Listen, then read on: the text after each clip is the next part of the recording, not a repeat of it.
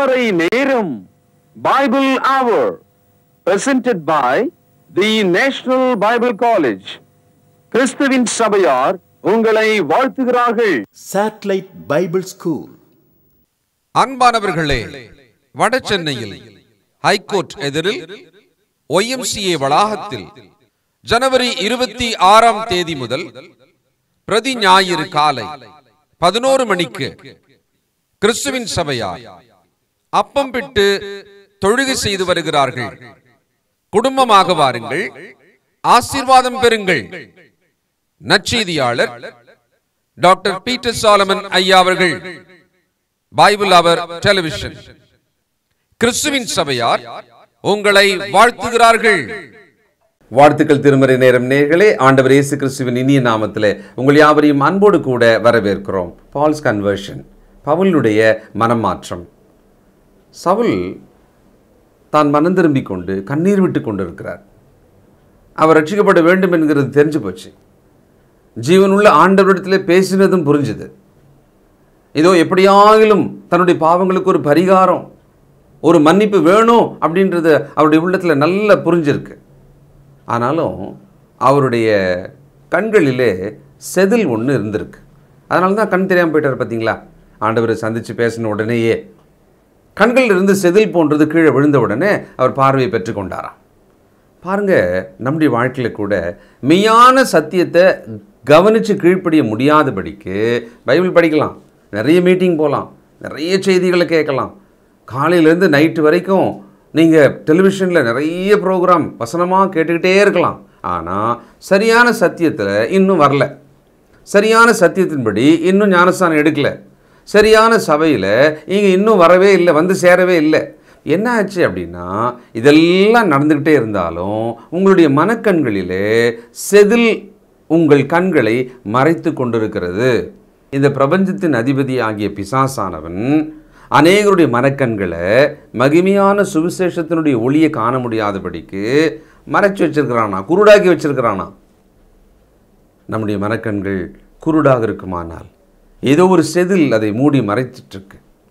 எப்படி சவுலுடைய கண்களிலிருந்து செதில் கீழே விழுந்தது, அவர் பார்வையை பெற்றுக்கொண்டாரோ, பிறகு அவர் சத்தியத்துக்கு கீழ்ப்படிந்தாரோ, அதுபோல இன்றைக்கு இந்த சத்தியத்துக்கு கீழ்ப்படிய முடியாதபடிக்கு ஏதாவது செதில்கள் உங்கள் கண்களை மறைச்சிட்ருக்கா. இந்த காரணம், அந்த காரணம், இவங்க வார்த்தை, அவங்க வார்த்தை, பலவிதமான உங்களுடைய இஷ்டம், சுய இச்சை, அபிப்பிராயங்கள் ஏதாவது செதில் போல மூடிட்டுருக்கா. ஏன் இந்த சத்தியத்துக்கு வர முடியல? விரும்புகிறீங்க, ஏன் இன்னும் கீழ்ப்படியல?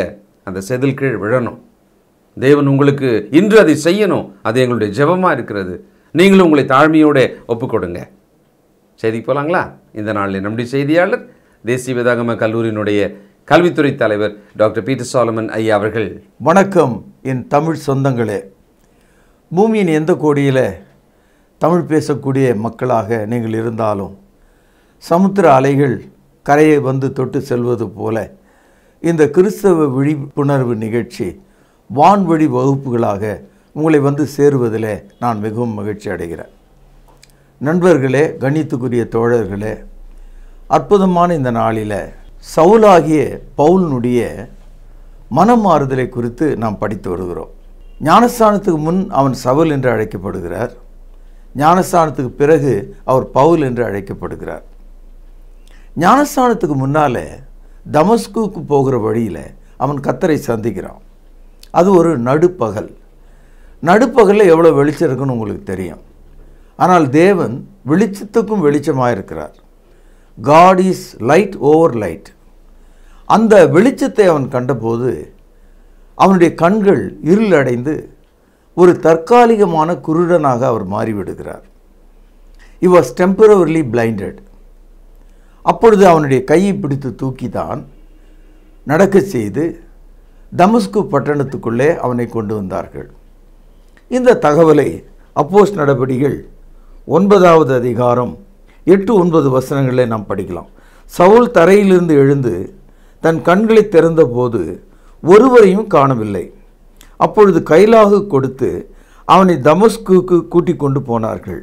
அவன் 3 நாள் பார்வையில்லாதவனாய் புசியாமலும் குடியாமலும் இருந்தான். இந்த நிலை ஒரு தற்காலிக நிலை. நம்முடைய வாழ்க்கையில் பிறக்கும்போதே குருடர்களை நாம் சந்தித்திருக்கிறோம். அவங்க பிறக்கும்போதே, அதாவது பர்த் பிளைண்டுன்னு சொல்லுவாங்க, அல்லது பார்ன் பிளைண்டுன்னு சொல்லுவாங்க. பிறக்கும்போதே அவர்களுக்கு பார்வை கிடையாது. இன்னும் சில மக்கள் இருக்காங்க, அவங்களுக்கு ஒரு விபத்தினாலோ ஒரு நோயினாலோ பார்வை குறைபாடு ஏற்படும். 30% அவங்களால பார்க்க முடியும். சில பேருக்கு 10% பார்க்க முடியும். ஆனால் பிறக்கும்போதே பார்வை இல்லாதவங்களுக்கு வெளிச்சம்னா என்னன்னே தெரியாது. இங்கே சவுல் தற்காலிகமான ஒரு பார்வை இழப்பு தான் அவருக்கு ஏற்பட்டிருக்கு. மத்தேயு 6ஆம் அதிகாரம் 22வது வசனம். கண்ணானது சரீரத்தின் விளக்காக இருக்கிறது. உன் கண் தெளிவாக இருந்தால் உன் சரீரம் முழுவதும் வெளிச்சமாக இருக்கும். ரொம்ப ஆச்சரியமாக இருக்குது. ஒரு வீட்டுக்குள்ளே சென்ற உடனே முதல்ல விளக்கு போடுறோம். அப்போ தான் அந்த வீட்டை நம்மால் பார்க்க முடியும். அது மாதிரி நம்முடைய உடலாகிய இந்த வீட்டை நம்ம தெரிஞ்சுக்கணும்னா நமக்கு கண் தேவை. ஒருவனுடைய கண் இருட்டாக இருந்தால் அவனுடைய சரீரம் முழுவதும் இருட்டாக இருக்கும்னு ஆண்டவர் சொல்கிறார். அதாவது பார்வையற்றவர்களுக்கு வெளிச்சம் இல்லை. சகோதரர்களே, நம்முடைய வாழ்க்கை கூட இப்படிப்பட்ட ஒரு சூழலை சந்திக்க நேரிடும். சாத்தான் நம்முடைய கண்களை குருடாக்கி கிறிஸ்துவையும் அவருடைய மகிமையும் அவர் நமக்காக சிந்திய இரத்தத்தையும் அந்த பேரன்பையும் அறிந்து கொள்ளவோ புரிந்து கொள்ளவோ முடியாத அளவுக்கு நம்முடைய கண்களை தற்காலிகமாக ஊனப்படுத்திவிட முடியும். 2 கொரிந்தியர் 4வது அதிகாரம் 4வது வசனம். தேவனுடைய சாயலா இருக்கிற கிறிஸ்துவின் மகிமையான சுவிசேஷத்தின் ஒளி அவிவிசுவாசிகளாகிய அவர்களுக்கு பிரகாசமாகாதபடிக்கு, கவனிங்கள், பேனால் அடிக்கோடிடுங்கள், இப்பிரபஞ்சத்தின் தேவனானவன் அவளுடைய மனதை குருடாக்கினான். இப்பிரபஞ்சத்துக்குன்னு ஒரு கடவுள் இருக்கார், அவன் தான் சாத்தான். அதாவது சாத்தானுடைய வேலை எல்லாருடைய கண்களையும் குருடாக்குவது அல்ல. சில பேர் நம்முடைய வீட்டில் நம்ம பிள்ளைகளையோ அல்லது பெரியவங்களையோ பார்த்து கண்ணு வச்சுக்கிட்டே போகிற, குருட மாதிரி ஏன் நடக்கிற அப்படின்னு நம்ம கேட்குறோம். கண் இருந்தும் சில சமயத்தில் நாம் தடுமாறும் போது மக்கள் இந்த வார்த்தையை சொல்கிறாங்க, அதாவது why you are acting like a பிளைண்டுன்னு.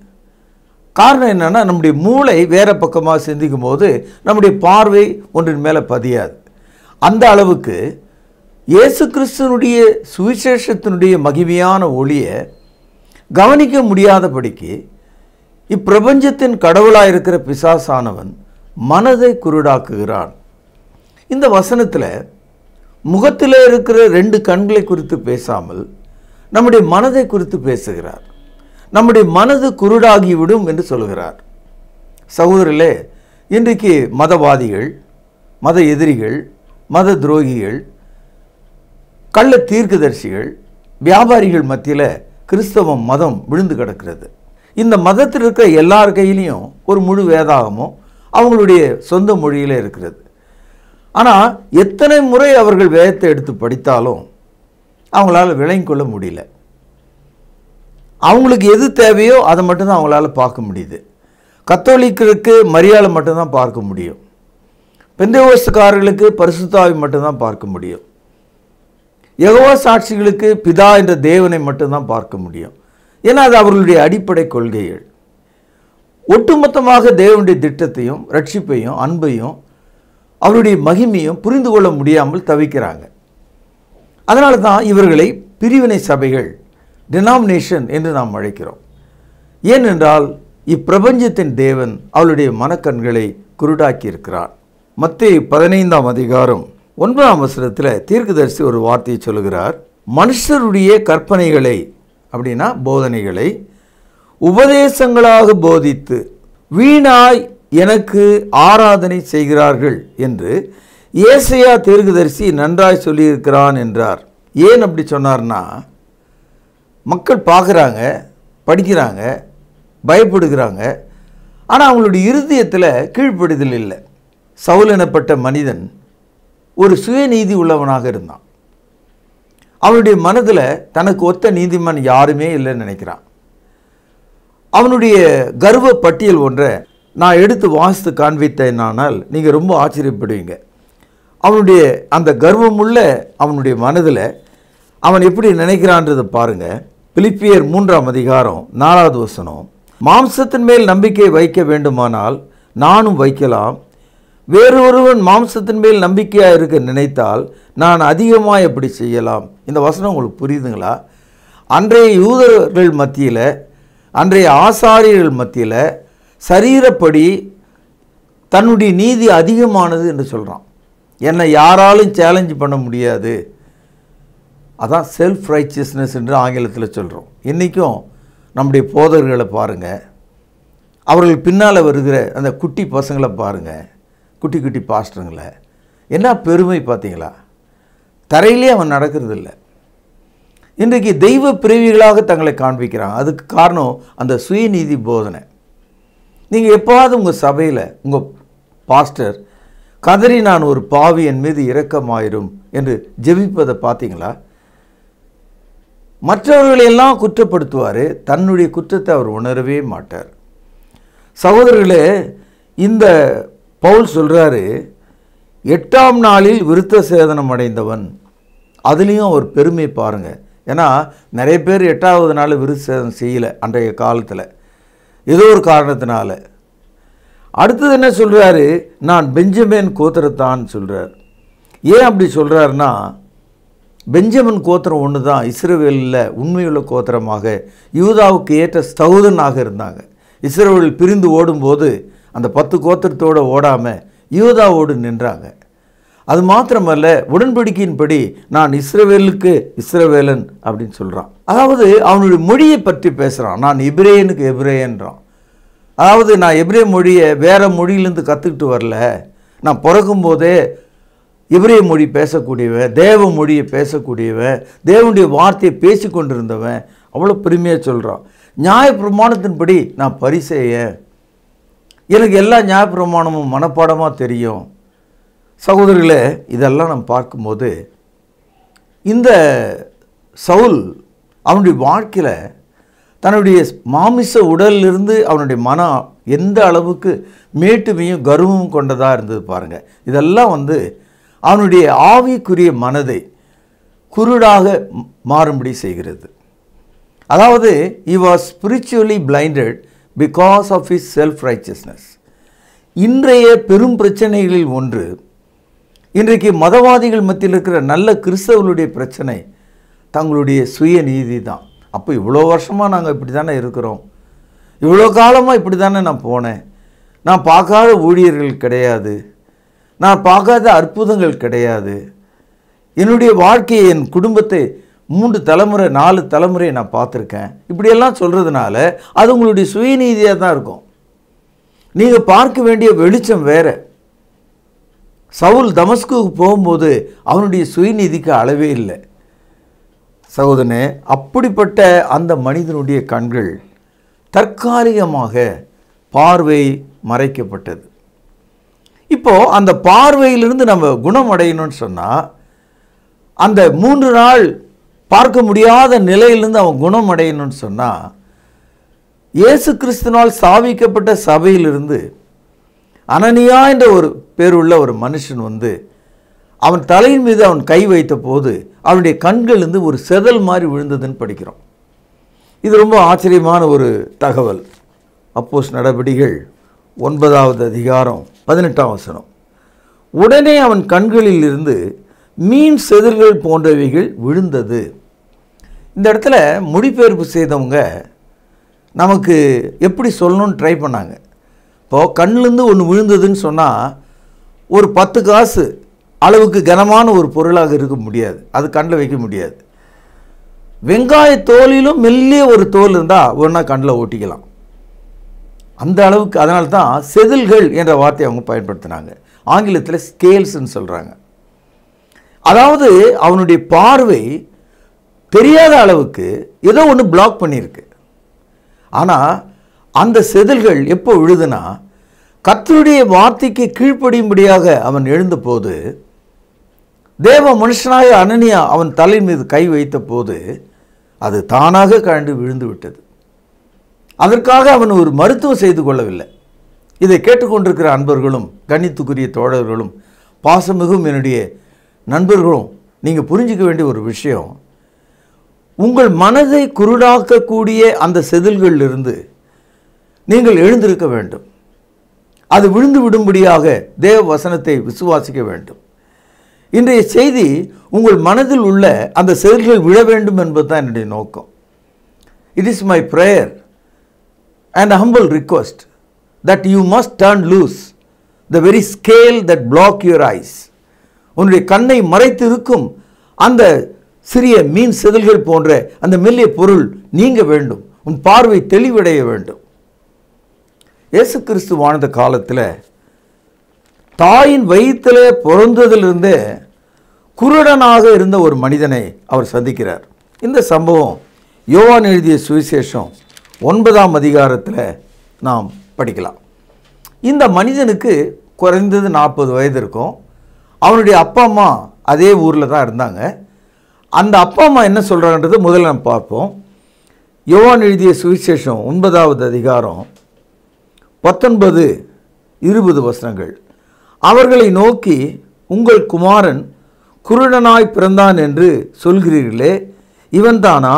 இவனானால் இப்பொழுது இவன் எப்படி பார்வை அடைந்தான் என்று கேட்டார்கள். அதாவது பார்வை அடைந்த மனிதனை அன்றைய எருசலேமில் உள்ள அதிகாரிகள் பிடித்து கொண்டு, இவனை குருடன் நீங்கள் சொல்கிறீங்களே, இப்போ அவனுக்கு பார்வை வந்தது, எப்படி வந்தது என்று பெற்றோரிடத்தில் கேட்குறாங்க. அதுக்கு பெற்றோர்கள் என்ன சொல்கிறாங்க? 20வது வசனத்தில், தாய் தகப்பன்மார் பிரதியுத்தரமாக, இவன் எங்கள் குமாரன் தான் என்றும் குருடனாய் பிறந்தான் என்றும் எங்களுக்கு தெரியும். அதாவது பாதியில் குருடு இல்லை, 30% குருடு அல்ல, ஒற்றைக்கண் பார்வை அல்ல, பிறக்கும் போதே 2 கண்களும் தெரியாது. குழந்தைகள் பிறந்தால் கை கால்கள் வேலை செய்கிறதா, பார்வை தெரிகிறதா என்று பிறந்த அடுத்த சில நொடிகளிலேயே சோதிக்கிறாங்க. அதான் மருத்துவம். இந்த பெற்றோர்கள் சொல்கிறார்கள், இவன் பிறந்த போதே பார்வையற்றவன்.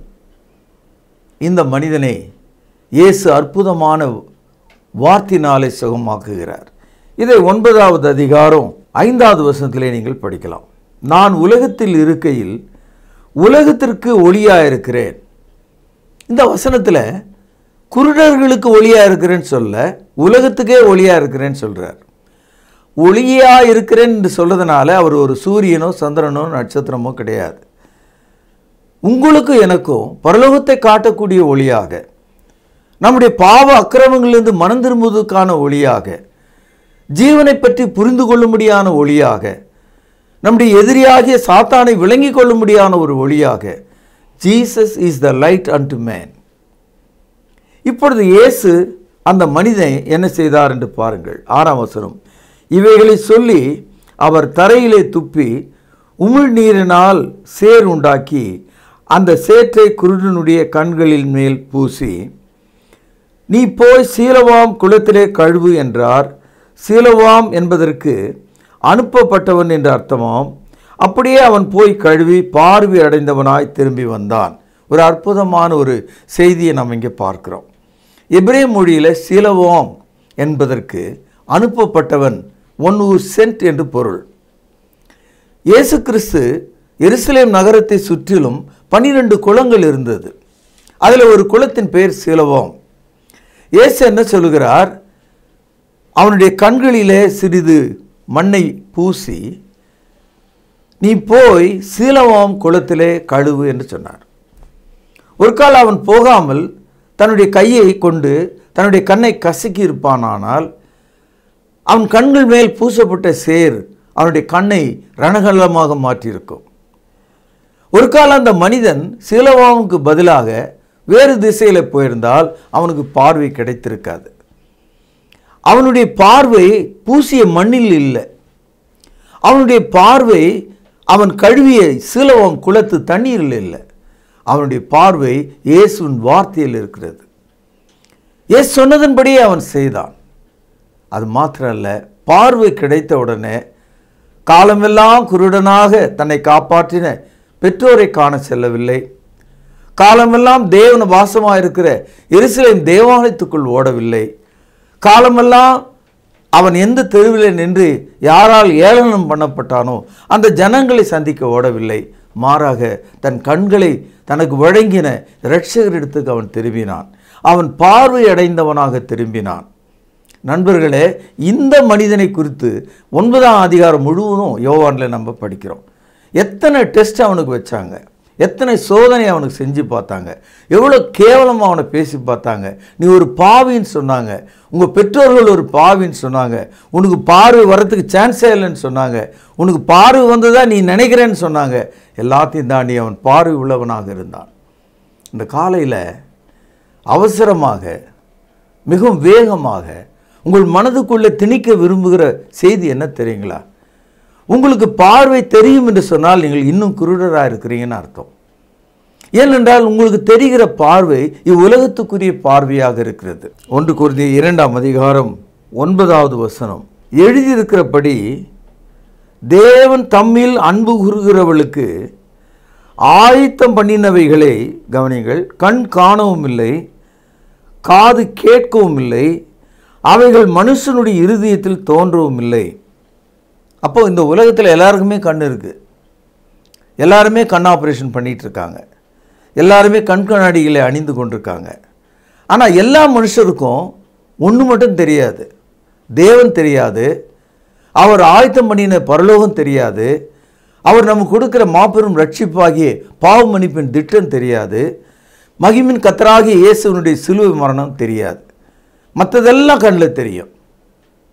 ஒரு ஊசி முனையில் இருக்கிற ஒரு கூர் பாகம் கூட கண்ணுக்கு தெரியும். ஆனால் சுவிசேஷத்தை அவங்களால் விளங்கிக் கொள்ள முடியாது.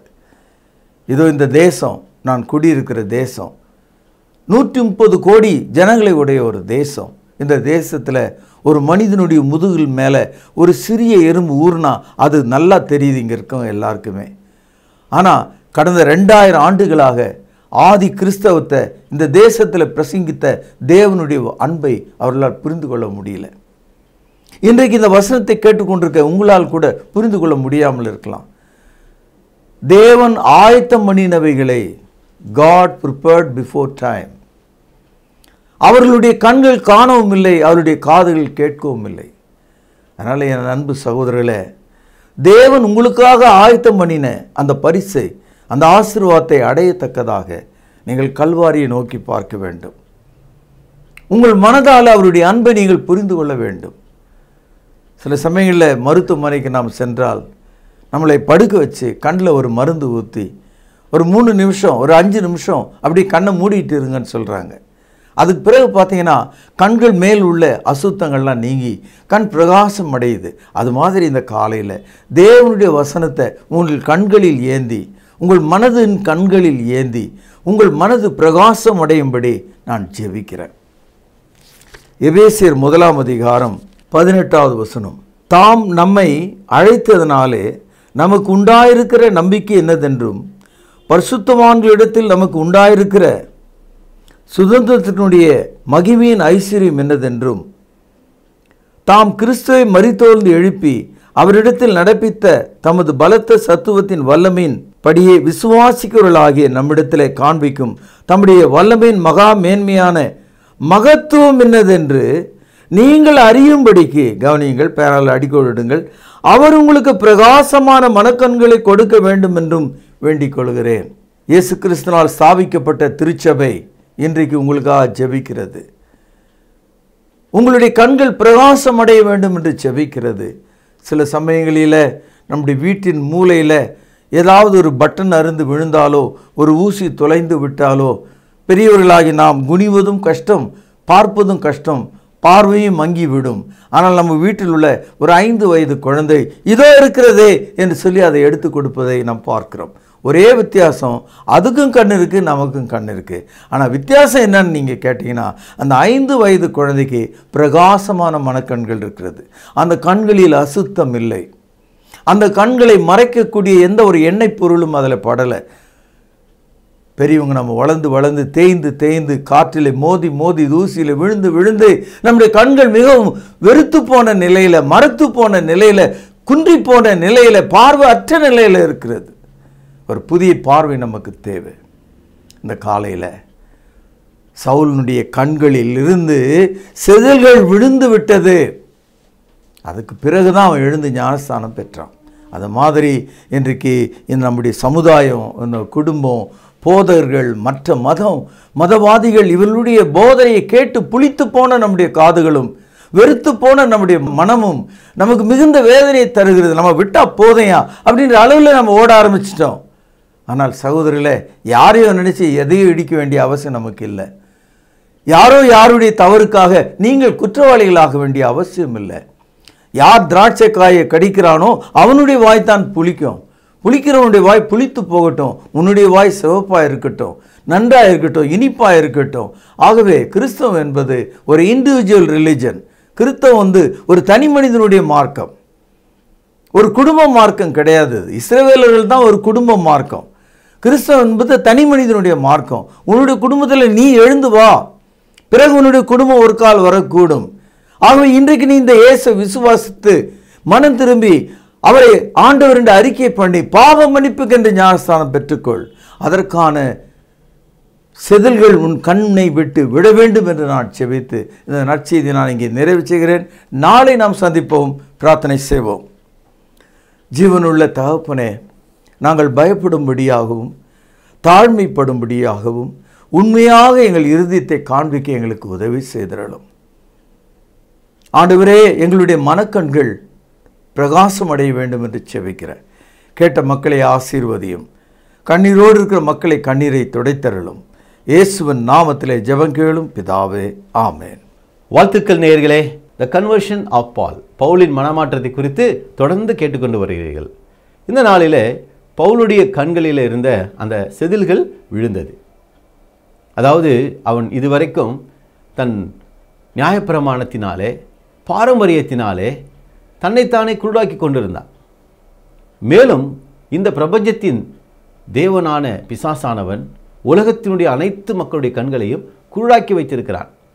சுவிசேஷத்தை அறியாதபடிக்கு, மெய்யான தேவனை தெரிந்து கொள்ளாதபடிக்கு, இயேசுவின் மேலே விசுவாசம் வைக்காதபடிக்கு அப்படி செய்து கொண்டு வருகிறான். சவுலும் அப்படித்தான் ஒரு காலகட்டத்தில் இருந்தான்.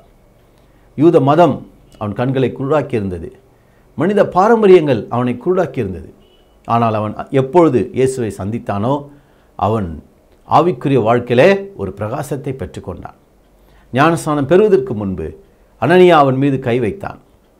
உனக்கு உதவி செய்யும்படி நான் வந்திருக்கிறேன், உனக்கு வசனங்களை சொல்லி கீழ்ப்படிய செய்யும்படி நான் வந்திருக்கிறேன் என்று சொல்லி அவன் தலையின் மீது கை வைத்த பொழுது மீன் செதில்கள் போன்ற அவனை பார்வை மறைத்து கொண்டிருந்த காரியங்கள் விழுந்தது. இன்றைக்கும் உங்களுடைய வாழ்க்கையில் இப்படிப்பட்ட செதில்கள் மூடிக்கொண்டிருக்கிறதா? மனித பாரம்பரியங்கள் உங்களுடைய ஆவிக்குரிய வாழ்க்கைக்கு ஒரு குருட்டுத்தன்மையை கொடுத்து கொண்டிருக்கிறதா? யோசித்து பாருங்கள். நீங்கள் அதிலிருந்து வெளியே வாருங்கள். அதுக்கு உதவி செய்ய நாங்கள் காத்திருக்கிறோம். இன்னும் நீங்கள் கேட்ட செய்திலிருந்து உங்களுக்கான பரிசு கேள்வி இதுதான். 2 கொரிந்தியர் 4ஆம் அதிகாரம் 4ஆம் வசனம் கூறும் கருத்து என்ன? கேள்வி மீண்டும் சொல்கிறேன், எழுதிக் கொள்ளுங்கள். மிக முக்கியமான வசனம். ஒன்றுக்கும் மேற்பட்ட முறை அதை படித்து சரியான பதிலை, விளக்கத்தை எழுதுங்கள். 2 கொரிந்தியர் 4ஆம் அதிகாரம் 4ஆம் வசனம் கூறும் கருத்து என்ன? எழுதிக்கொண்டீர்களா? நிச்சயம் பரிசை பெற்றுக்கொள்ளுங்கள். ஏற்கனவே பதில் எழுதி பரிசு பெற்றவர்களை வாழ்த்துகிறோம். மீண்டும் ஒரு புதிய நாளில் இதே சேனலில் இதே நேரத்தில் உங்களை சந்திக்கும் வரை இயேசு கிறிஸ்துவின் கிருபை உங்கள் அனைவரோடும் கூட இருப்பதாக. அன்பானவர்களே, வட சென்னையில் ஹைகோர்ட் எதிரில் YMCA வளாகத்தில் ஜனவரி 26ஆம் தேதி முதல் பிரதி ஞாயிறு காலை 11 மணிக்கு கிறிஸ்துவின் சபையார் அப்பம் பிட்டு தொழுகை செய்து வருகிறார்கள். குடும்பமாக வாருங்கள், ஆசீர்வாதம் பெறுங்கள். நற்செய்தியாளர் டாக்டர் பீட்டர் சாலமன் ஐயா அவர்கள், பைபிள் அவர் டெலிவிஷன்.